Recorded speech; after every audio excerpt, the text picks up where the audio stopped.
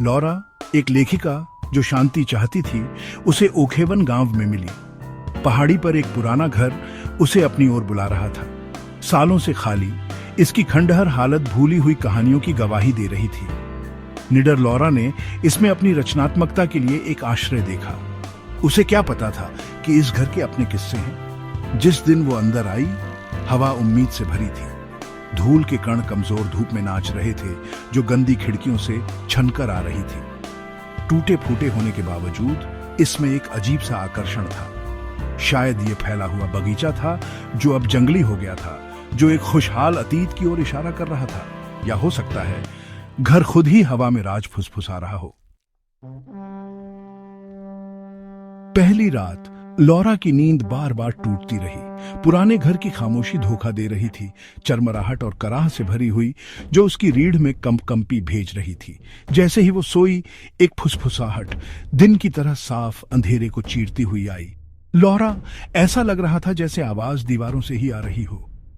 लौरा का दिल तेजी से धड़कने लगा। खिड़की से चांदनी आ रही थी, दीवार पर लंबी नाचती हुई परछाई बना रही थी।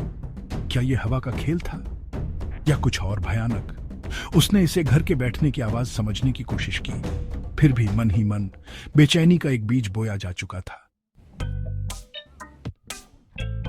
दिन हफ्तों में बदल गए, फुसफुसाहट और तेज होती गई। वे हर जगह लग रही थी, उसे ताना मार रही थी, उसे घर के रहस्य में और खींच रही थी। एक दोपहर धूल भरे अटारी में खोजबीन करते हुए लौरा को एक अजीब चीज मिली। एक सजावटी पूरी लंबाई का शीशा एक कीड़े खाए चादर के नीचे छिपा हुआ।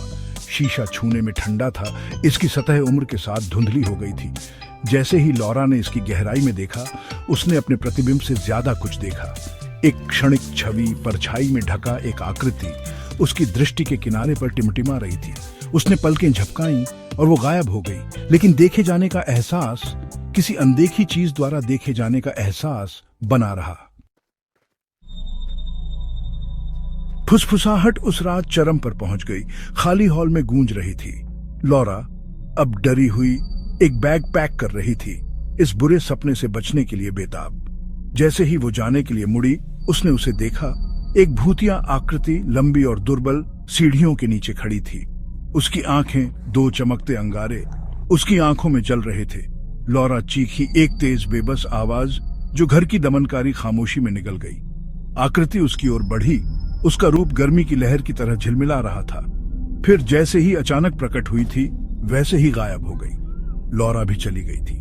पहाड़ी पर घर एक बार फिर खामोश खड़ा था।